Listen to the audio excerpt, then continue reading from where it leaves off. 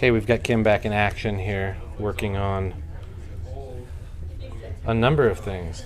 One of my big challenges for her months and months ago was her inability to extend her left hip without anteriorly tilting her hemipelvis on the left side and putting her SI joint in a bad position.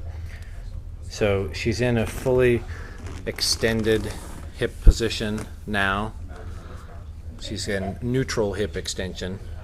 We're monitoring her lordosis in her low back, having her maintain IO and TA activation on the left side to maintain stability of her lumbar spine while she's reaching to promote hip extension on the left side. You could say that what she's pointing to there is that this is a hip flexor stretch. This is a TFL and psoas inhibition stretching activity.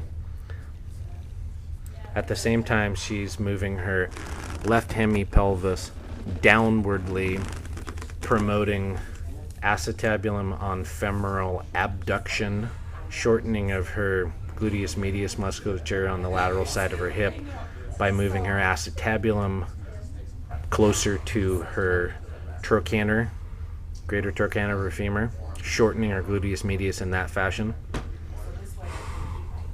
What she's not doing so much right now, because she's a little limited by her proximal tib fib issue, she's really not doing a lot of internal rotation of her left femur from this position. So I've put a support underneath her left leg to hold her femur in an internally rotated state rather than having her have the demand of holding it there, because gravity would be attempting to pull her left femur down into an FAER state.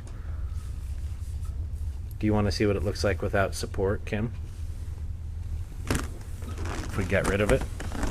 It's hard, I don't know if we can. Hard would be okay, but putting a lot of stress on your proximal tib fib joint would not be okay right now. I mean, I have the ability to turn it, but that the stress is totally in that area.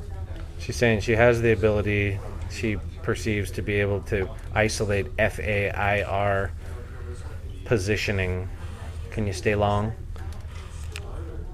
Touching the wall. And the pain is just multiplying in the Okay. multiplying all through this area. Okay, I'm gonna say don't do it. Let's get that stabilization back up underneath you with that wedge.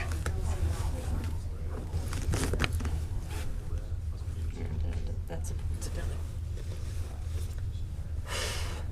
So clearly this is a little bit of an easier demand activity for strengthening of her left FAIR muscles, but she's still getting hip extension, inhibiting her psoas and her TFL on the left side.